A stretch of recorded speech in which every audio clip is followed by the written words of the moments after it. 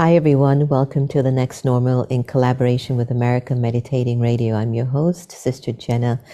I don't know what it is, but there's something in the air. Just the other day, yesterday, I had like 3 students that were all rushed into the emergency room. One was in Europe, one was in DC, another one was over here. And it was weird because that weekend I was in silence. And I wondered how, when you go into silence, stuff from down below just comes up to the surface. And for me, it always brings new realizations. But I was very surprised at all the factors that were swirling around me.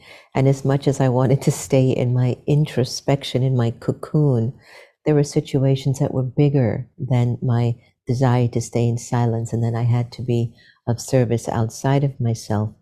And so things are changing and things are moving rapidly. But even in the world of corporate, to what extent has corporate really began to understand the deeper part of ourselves? How do we find joy going into work and being productive employees or citizens of a company, a city, a state, even a family? Situations are coming in the way that they're punching you up, stuff's hitting your heart. You're getting distracted by your ultimate purpose or goal, and before you know it, you lost sight as to, hey, why am I here? What's my purpose really? We might need a little bit more Zen. Today I've got a really special guest on because many of us would agree that today's business environment requires a new kind of leader, one with empathy and flexibility. But how? How do you bring this sort of clarity and vision to your business? In his new book, The Zen Executive, Gems of Wisdom for Enlightened Leadership, Jim Blake, our special guest, looks at practical spirituality as the foundation for good leadership. So drawing from his experience of CEO of the 130-year-old spiritual nonprofit Unity World Headquarters and a lifetime of corporate leadership, Jim joins us to discuss how to lead teams, companies, and communities while maintaining alignment with your personal principles and integrity. Jim, before we dive right into our conversation about your new book, The Zen Executive, thank you for joining us today. I'm so happy to be with you. Thank you so much. It is truly an honor and privilege to be with you. Well, tell us a little bit about the Unity and its mission, because some people might not know about it. We've got a very close friend with Unity, Reverend Sylvia Sumter, so I know a lot about it. And if I wasn't a Brahma Kumaris, I would become a Unity member. So tell us a little bit. Sure. So it was founded in the late 1800s by a couple, Charles and Myrtle Fillmore, co-founders, and each of them had experiences where they were able to heal themselves through a change in their thoughts and how they experienced the world and how they interpreted spirituality. And believe it or not, they had studied quite a bit of Eastern philosophy. And so they brought what they considered the best of each of the worldly traditions together in a set of principles. And they actually called it Unity to represent that they had brought these ancient spiritual principles from all these different traditions and put them together in unification, if you will, under one set of teachings. And out of that began to grow study groups and a over 128-year-old prayer ministry. So there's a prayer ministry. There is a prolific publishing arm. And then there is a large campus here just outside of Kansas City that's 1,200 acres with a state-of-the-art hotel, walking trails, golf course, Airbnbs. It's got one of the largest fountains in the region, and all Italian architecture, so red tile roofs, and just a really, really beautiful place. They had started purchasing land as a retreat for employees, and ultimately they moved campus out here. But you may be familiar with the flagship magazine, which is called Daily Word. It's a daily devotional. Unity is a non-denominational, as you mentioned, spiritual nonprofit. It was couched in Christianity because that was the tradition of the West at the time.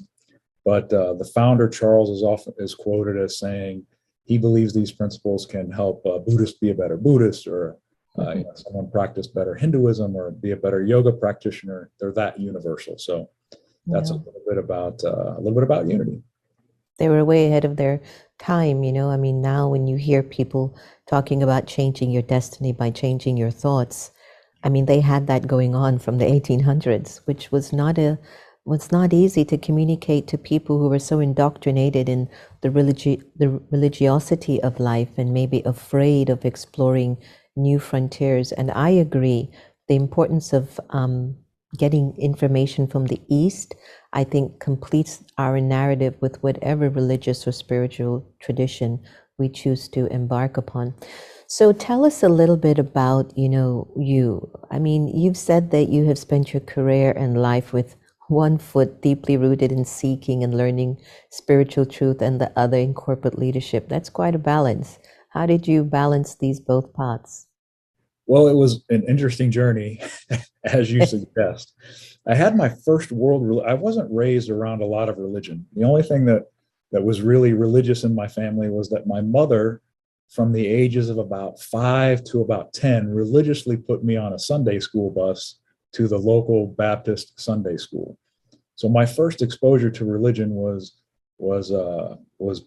Baptist here in the Midwest, and so there was a lot of fire and brimstone and things of that nature. And so I spent a lot of time sort of in fear as a young person around, making sure I was doing the right things and that sort of thing. But when I got to college, I experienced my first world religion course, and it really just, blew my mind. To be honest, I was struck by the beauty of truth and beauty of the different connections I had with all of the different traditions. And so it really sort of sparked this, I want to know more.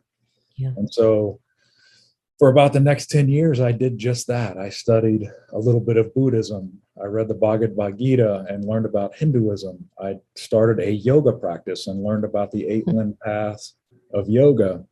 And so the more I got into these things, the more they began to overflow into all the other areas of my life.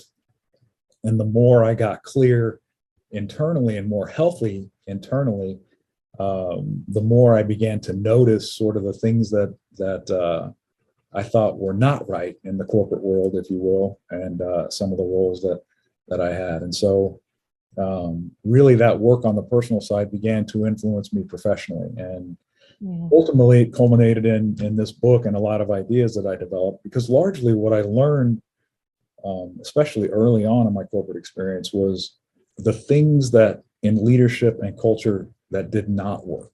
And that was really profound for me. It really had struck me that there has to be a better way. I mean, we've got all these great teachings from all over the world, and when they're practiced appropriately, it can be life-changing. And so why do we continue to compartmentalize this big portion of our work, which we call our profession, from our spiritual side? I mean, it's almost like we're completely different people. And so I began this journey to try to figure out how and if we could merge the two and what that might look like. Beautiful. And what were some of the things that you had recognized that just weren't working anymore after you became clear? So I'll give you a perfect example. And this was probably the light bulb moment for me in this whole journey. Is I was working for a particularly challenging boss. He was a command and control leader, which means he had to make all the decisions, and no one really knew how to do anything except for him. And so it was really a controlling relationship. And I was in the technology world for 25 years of my career. So I was often on call on weekends, and I was at home on a Sunday afternoon. My phone rang. I looked over and saw it was him. And I had a physical reaction. I felt my heart sink. I felt my body tense up. And it was just in that moment, it was only a few seconds, but it seemed like it lasted for a long time for me, that I realized, wow, I am having a physical reaction to working with this gentleman. How unhealthy can that be? What is the impact that's having on my body every day of every week that I continue to struggle to work for this guy? And so that was really the moment that I began to understand how what we do in leadership and at work influences every aspect of someone's life. And so when you lead through fear and intimidation and command and control, you're setting someone up where they're in a constant state of anxiety, afraid to make a mistake. They're not going to bring forth creative ideas because they think you'll think it. They're wondering when they're going to get yelled at next. Well, they leave the office with that. It impacts their relationship with their family. It impacts road rage, perhaps on the drive home. It in fact impacts how they interact with pets. And so if you look at that from the opposite perspective and say, what if I have a leadership style that lifts people up, that makes them feel seen and heard and appreciated? Well, that also leaves a ripple effect. So now they go out into the world in a much different mental and emotional state than they do in the opposite construct. Yeah. Yeah. Beautiful. Sometimes I think we do struggle with being a balanced leader because we ourselves are learning a lot about our strengths and our limitations in leadership roles. Have you noticed that for yourself too? Absolutely. And there are times in which you do want to keep uplifting. Have you ever found yourself, and I'm speaking at a personal level, when you got so attached to your assignment that sometimes what didn't get communicated was really the message to help the team to move forward, but instead the team picked up your emotions and didn't hear a word you said? That can also indeed happen. That's very perceptive of you. And really those that requires a particular level of self-awareness and emotional intelligence, but that does indeed and can happen. Yeah. So describe for us what a Zen executive actually looks like. What are the qualities? Yeah, I think I will allude back to some of the things I said. I think it's someone who has the self-awareness and emotional intelligence to really understand how they impact the lives of those that are on their team, and can lead comfortably and confidently with empathy and compassion and an understanding that we're all in this thing called life. We're all going to have painful and difficult circumstances. And when you can be supportive and compassionate and hold people up during those times, doesn't mean you don't hold people accountable. You still hold people accountable, but you can do it without yelling and screaming. You do it in a compassionate and professional way and with courtesy. And so I think someone who really understands the impact that they can have by creating the environment that I talked about earlier, when it's uplifting and supportive and people feel, by the way, the data will tell you that when people feel that way, they are far more productive than when they are operating under an aura of fear and intimidation. Yeah. Want engagement? If you treat people that way, they're automatically engaged because they feel like they're working for an organization that values them. So they're automatically engaged. And so I think that's the gist of it. Nice comments. So your book, it includes quite a bit about self-care, from exercise and sleep to meditation. We don't usually see that in a business book. So why was it important for a leader to practice self-care, or why is it important? So for some of the same reasons, and it's a disconnect that to me now seems logical, and I'm surprised I didn't connect it earlier and some of the rest of us didn't connect it earlier, but I like to use the example of a professional athlete. For a professional athlete to perform at their peak, they do all of these things. They have chefs, they do training, they have supplements, they really take care of themselves. So at the moment where they have to perform, they can be at peak performance. Well, the same can hold true for us and should. Just by doing the basics that you mentioned, sleep and hydration and the right food and a little bit of exercise, and even finding some sort of spiritual practice, puts us in a position to react and respond to the world far better than if we're sleep deprived, in an unhealthy state from a body perspective, stressed out and anxious. You see where I'm going here? So then we start to make decisions out of an emotional state or an unhealthy state where we're not centered and we're not in a healthy place. And so we sort of take that for granted in our world, where we think working 70 hours is better when it's not. You're not going to make your best decisions after about 36 to 40 hours. If you're not in a healthy emotional state, you're probably not going to make your best decisions. I think we've all made decisions out of emotion that we can look back and say, I somewhat regret that. And so self-care is so important in terms of getting yourself to a place where you're physically, spiritually, and emotionally content. So where you don't feel like you're missing anything, that your cup is full. You cannot pour from an empty cup, whether that's your own work or as a leader. And so the more well-rested you are, the more balanced you are in terms of work-life balance, actually the greater leader you're going to be and the more productive you're going to be.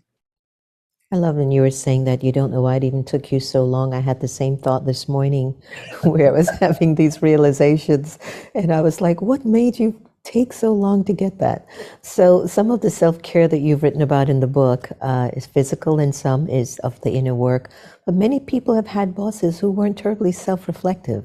What kind of inner work do you suggest for these leaders? Yeah, so that's a tough one. And so the way I have been able to, there's two things. I'll just say this. First of all, I make the effort. So when I'm in a situation where I'm dealing with someone who's not very self-reflective, doesn't have any clue in terms of some of the things that we're talking about here, I will try to bring it in other ways. So if I can find a training that somewhat relates to some of these principles or practices and bring it in under the guise of this will make the team more productive. Usually leaders are open to that. They're open to anything that someone brings forth that they think will make the team more productive Yes, or more helpful. yes, So you can yes. sneak it in that way. Book clubs, same sort of thing.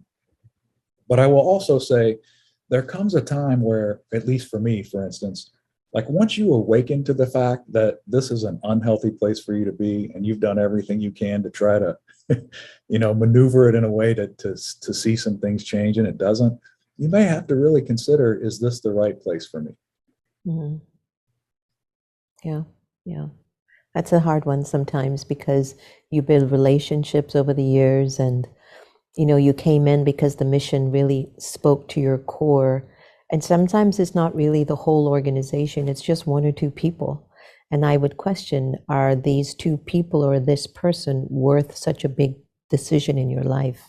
And Yeah. I think many leaders are sometimes not able to discern that, or even some employees are not able to discern that this is maybe just one or two people, but I can make this much more of a better organization or mission by putting the best of myself. And then that will take care of me as an employer. Yeah, that's a So really I think, yeah, that's a whole other conversation there. Yeah, no, that's a really, really great point. In addition to making those sorts of suggestions, you can just model. And when you Yeah. begin to model some of these things, it will catch on with others. And in some cases, you become an inspiration or you become an example that other people want to follow. And so you can almost Yes. get a grassroots response to some of these things, whereas it becomes noticeable that the leader is not a clear fit. And sometimes change can occur that way as well. Yeah, but also the leader can learn so much from the model of that Absolutely. employee. Yeah, I've seen it with myself. We had a young guy here from India. He stayed with us for about 6 months because he was on a visiting visa. And the memorial that he has left behind, still we're reaping the fruits of that. I mean, everything he touched just worked. And Wow. I could see how much I was learning just watching him and seeing how he was so proactive in just getting the assignment done. And that was just so moving that it taught me a lot about even my own leadership abilities and areas that I lack. I Yeah. come into these relationships where I say, I want to trust everyone that they have recognized the mission here is to uplift humanity and to reveal God's light. And so that's just there. So sometimes you forget that, well, not everybody will see that. So what can I do to contribute? And what do I need to do to uplift my role as a leader? And that's sometimes the hard one because you have to discern, between the role, the ego, the truth, the gifts, the specialities, and also the surrender. Indeed. Very well put. And you just let go. So you say that the leader's self-care, both in and out, affects everyone else in the organization. You've mentioned that. And I see that. I see where if you're bringing to work your issues, it messes up everyone. What do you do when you've got one of those days and you can see clearly the boss ain't having it? He's not in a good mood today, or she's not in a good mood. How would you suggest somebody at work should kind of handle that situation? Yeah, well, in some cases, so I've learned over time, um, in my experience, that transparency is really the best way. And in some cases, people are just unconscious to how they're showing up. Yeah. And so I've had the occasion to, just from a human to human perspective, and if you're really centered in the heart space when you bring this forth, if you can approach them and say, hey, it seems like you may be a little stressed out. Is everything okay? Is there anything I can do to support you? And really just, I mean, I know you're going up the org chart here, but your bosses are people too.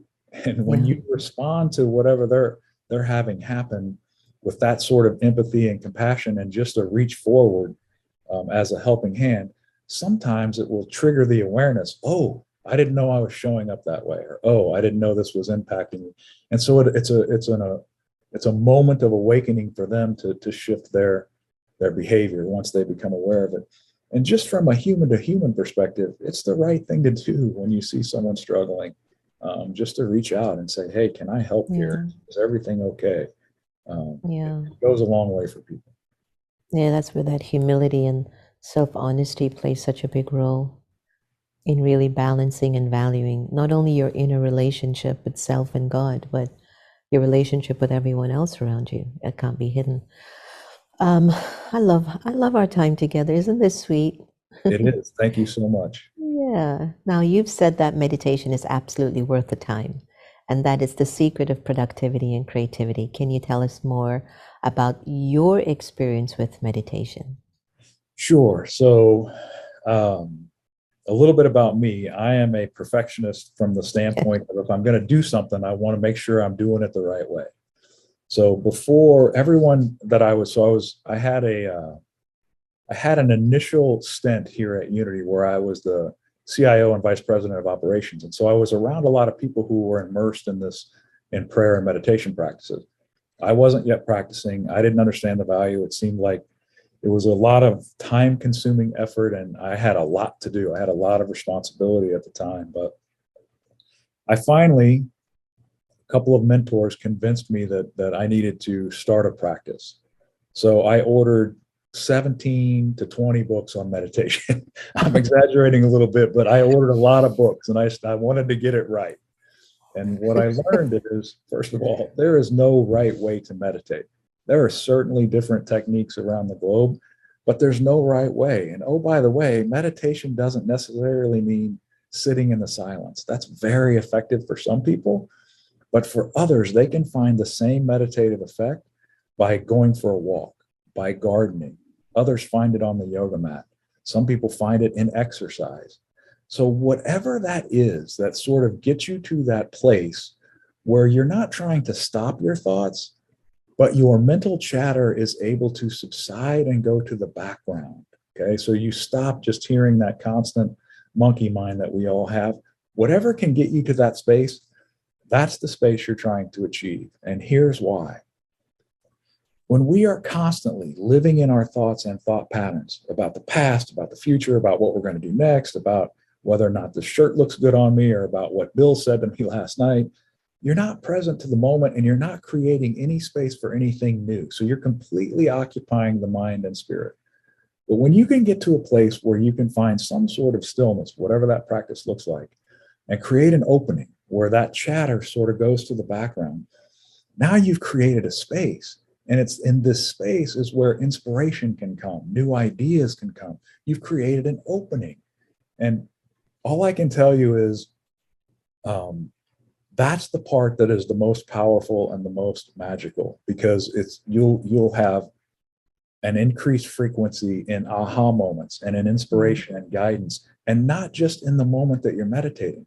They start to begin to show up more frequently in your day-to-day activities, because you've created some space where you've quieted the mind and opened yourself up to the inspiration and intelligence, inherent intelligence of the universe.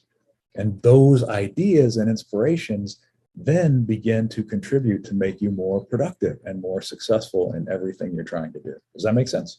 It does, because in my teachings of Raj Yoga meditation by the Brahma Kumaris, I've realized that the whole focus of its effort and its mission is to unearth those deep rooted karmic experiences that are holding the soul back, those stories, those emotions, those experiences.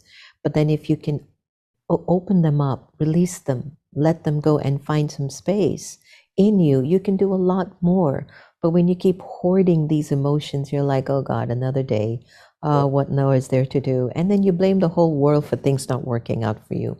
Or you make a million excuses, and all of that says, I'm so heavy with the burden of my own choices. Please help me. But there was something that I loved about the book where you actually talk about a mission statement. So, what's the significance of a mission statement? I mean, is it the same as setting an intention? It is indeed, but you're setting it at a collective level. And so this is a little bit about one of those sort of where corporate best practices and some spiritual tools and resources intersect. So lots of us have worked at organizations where they have a mission statement and it's 46 sentences long and we can't really remember it, and we read it when we first get there, and then it goes and sits on a shelf. And I argue that organizations have an opportunity to create a short, compelling, motivating, and inspirational mission statement. If you can really connect with the organization's why and why they're there and create it in the form of a short and memorable mission statement, it changes everything. Because what happens is now you've got something that's bigger than all of us as individuals that we can all get underneath and get behind. And secondly, it's a collective affirmation. So if you're familiar with the practice of affirmation, affirmations are tools that we use to sort of change two things. It stops a flow of mental chatter that may not be healthy for us. So we can use an affirmation to sort of change that and affirm something better for ourselves. Or when we're trying to change something in our belief about ourselves, we can use affirmations to sort of change that. So when you have an affirmative mission statement, now you have the energy of not only yourself, but everyone in your organization is moving in the direction of this affirmation. So energetically, now you're all moving in the same direction. And if you make it compelling enough, you can use it as a touchstone. You can use it as a touchstone for the decisions you make. So if you're going to make a big decision about a new investment opportunity or a new line of business, you can go back to that mission statement and say, does this really align with what we're trying to do in the world? And so it becomes your touchstone or your guiding light in terms of direction, as well as sort of the inspirational force behind you and all those that you serve with.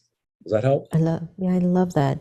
You know, we have this touchstone phrase, when I change, the world changes. Mm. Yeah, and I keep thinking of that it's so true. That's why I study the spiritual practice that I do. I want the world to be better. And if I don't get better, how is this world going to be better? If you don't get better, there's no hope for our humanity. Just look at the direction it's going down. And you just realize, I've got to change my ways. I've got to change things in me. Not that it's bad, but it can be better. Do you know what I mean? I do, 100%. And when you change those things in yourself, you also then change the way you see the world, and you change the way you respond to the world. And so if you're a generally negative person, you notice that, you begin to change it. Now, all of a sudden, you stop seeing all the negative things, and all of a sudden you have an awareness of the positive things that are happening around you. And so it's also a perspective shifting experience as well, I think. I'm smiling because I remembered a student that came many years ago to the positive thinking course, and she followed a friend of hers. And one of the comments she made was, I'm just following my friend because I'm very positive. So by the time we were done giving the positive thinking course, it was a 4-week course. The same girl came up and said, "Oh my God, I'm just so negative. I had no idea that I was so negative." So even when we're in our mode of negativity, we think we're being so positive and so right. But then if you look around at your life, if things aren't in order, it should be a sign you're not doing something right. There are some people, let's say, for example, someone who's interested in the practices that you lay out in the book, but it's not necessarily the boss. How do you suggest they introduce these perspectives into the organization? Well, I think you touched on it earlier. The primary path is to model it, because when people see other successful people or other healthy people, they want to know how are you doing that? How did you get there? What do you do? And so you have an opening and an opportunity then to share some of these teachings and principles and practices.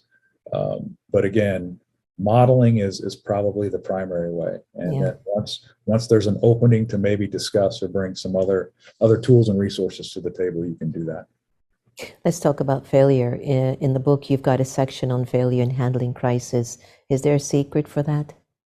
Well, there's no secret for failure, but what I'm encouraging people to do is change their perspective of failure. And I'm really grateful to Silicon Valley for this in the sort of early 2000s and forward. They helped sort of break down this stigma of failure. For so long in Western culture, when you failed, you were then labeled a failure. And then people took that on, and I failed at this, and so I'm a failure. And there was this whole big derogatory thing around it. And coming from tech, I've spent my whole life innovating and automating. So finding new ways to do things. And when you're innovating and when you're willing to try new things, so instead of letting things become stagnant and grow old and constantly challenging, looking for constant improvement, you're constantly innovating. Well, not everything you innovate is going to succeed, but that does not mean you are a failure. It just means that that particular effort was not successful. And so when I talk about Silicon Valley, they had this whole sort of set of memes and movement that erupted talking about fail fast, fail forward. And there were lots of books and business books written about it, saying if you're not failing, you're not innovating enough. And so that really helped sort of bring it to the forefront. And I just really want to lift that up and say, and invite people to consider that what they're saying is really the way to approach failure. You're going to innovate, you're going to try some things that don't work. If they fail, take what you can from the experience and apply it to a new iteration, or that may be the sign that this just wasn't going to work out. But either way, you're just processing the information or the feedback you got from the experience, and you're figuring out how to move forward with that new information. It's nothing more than that. Does that make sense? It does, and I was thinking as you were talking, a few days ago, I found myself saying, "Oh, I'm just a failure. I haven't been able to do this, do that, do whatever, get this done, get this, put in order." And then when I remembered putting my head on the pillar, I found myself saying, "No, it's not that. You've been greatly successful. Everything you touch turns to gold, just about. It's not the time yet, maybe, for it to be the way that you're envisioning it. And there are certain tools that are still needed to nurture so that it can be on an automatic system of some sort." And it's so interesting the way that we define failure. For me, sometimes means it's just not time yet, but don't give up. Don't give up on it. It's saying you just need a little more, investment here in this area. Have you ever felt that? Or did you just walk away completely from it? No, in fact, that is a really astute point, because even in this role where I've come back to Unity and was charged with how do you modernize or innovate with a 130-year-old spiritual institution, right? Some of the things we've done or are doing were not our ideas. They had been tried before, but weren't successful. Well, why weren't they successful then? Well, like you said, we didn't have the right people in place. We didn't have the right infrastructure in place. And so now those things have aligned, and they've created a much more fertile ground for some of these ideas and things to really to take root. And I would say that happens more times than I think people realize, is that something that failed here, if you can approach it again at a later time, 9 times out of 10 it'll be successful, because the circumstances have changed and there's been sort of a greater foundation, if you will, created for it to emerge. So that's a really, really great observation, and one that I think people should take note of. So true, so true. I love what you shared. So as we're getting to our close of our wonderful time together, tell me what's in Jim's future for maybe the next 5 years. What is he looking at for himself, for the book, for Unity? Yeah, I think well, I'm very happy where I'm at right now in this role, and there's a lot of work still to be done. And much like you alluded to earlier, my work at Unity and my work around this book is all about helping people and helping the world just to be better. And so any way I can do that, any way I can put forth these things that can help people have a more positive and productive experience of life, that's all I'm really about. And it's one of the reasons I'm here at Unity, is because they have tools and resources that I think help people at a practical level. So none of the things that I talk about in the book are theoretical. It's very practical. It's things that you can do that will have an immediate impact on your experience. And with so much suffering in the world, everything from anxiety to addiction to illness, some of us are becoming caregivers unexpectedly, and we're all looking for ways to cope. And so organizations like Unity, there are many others, and many books out there that really those things that can help people from a spiritual perspective navigate these challenges in a positive way, that's really what I'm about. So as long as I'm able to do that from this chair or from the content of the book, that's really what I think I'll be spending my time on for the foreseeable future. Leave us with the website where we can find more information about you and your work. Sure. So IamJimBlake.com is really focused on the book and what's in the book. And so you can get a really good feel for what it's all about. Unity.org has a lot of the spiritual tools and resources that I talked about that can help us deal with some of life's day-to-day challenges. And of course, you can also get the book on Amazon if you're subscribed there. I love it. Love it. Jim, it's been great. Thank you so much. Thank you. Mm-hmm. Bless you. Well, we've gotten a lot of jewels, treasures that we can use for not only in the workplace, but even after. Nowadays, the journey is becoming so real for many of us. And there's something that Jim kept saying again and again, if you're really doing the work on the inside, things can unfold for you in beautiful ways. And many of us might not be focused more on that interior work on the self because everything is so external, and it's just so much easier to see everything from the outside and determine your narrative from that. But it's not true. It's time for our Zen. It's time for us to look at a better balance of our inner and outer dimension and begin to bring that into the workplace, into our families, into our communities, into our environment. And I am so certain we'll create a golden aged world, a world where people just won't hurt one another. So thank you so much for joining us today. And remember, no one can take away your happiness unless you give them permission. And I suspect that if we really, really dive deep inside, we might discover that we're really here to love each other the same. Take care, be well, and I'll see you again real soon. Meditation. Intimate experiences with the divine through contemplative practices. My new book that is out on Amazon, Barnes & Noble, and you can get it from Sacred Stories Publishing or on America Meditating Radio. The quieter you become, the more you're able to hear. One of my opening pages of this book. I have heard time and time again that when you go into the stories and the narratives of the 37 authors that are sharing with you their mystical experiences of the divine, something in you changes. It has already reached number 1 3 times in mysticism category and in New Age category for new releases. I want you to get a copy for yourself and tell me what you feel as a result of closing that final page of this book. Meditation. Intimate experiences with the divine through contemplative practices. It's calling you. Can you hear it?